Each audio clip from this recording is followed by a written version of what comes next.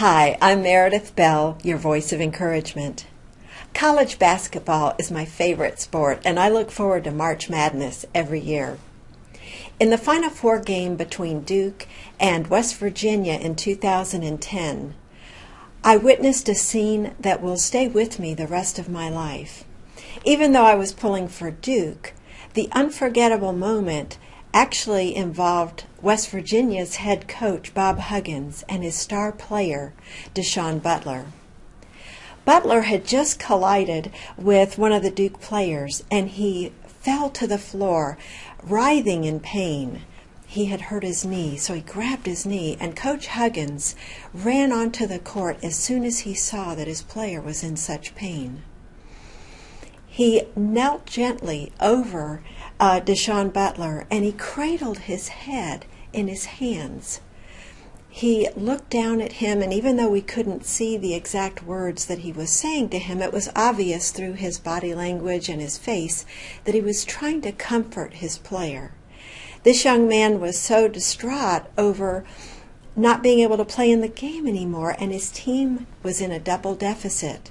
So it was obvious that he was in agony, not just from his knee, but from his inability to contribute.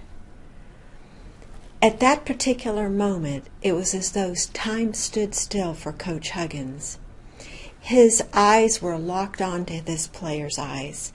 They never wavered, and he was gently stroking his face and offering encouraging words to console him, because this was probably one of the most difficult moments that Da'Sean Butler had ever experienced in his young life.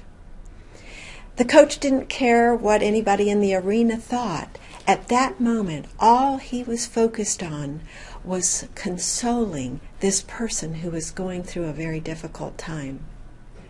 It was an amazing display of compassion. And it got me to thinking how each one of us has this opportunity to make a difference in the lives of others by showing compassion to them. You probably have had an opportunity to extend your hand literally or figuratively to someone else, but many times we're preoccupied with ourselves, or we simply choose not to make the effort. So the next time that you see someone who is in obvious pain, I'd like you to think of Coach Huggins and make the effort to give your undivided attention to that person to help them through that difficulty. Your act of kindness could make a difference that changes that person's life forever.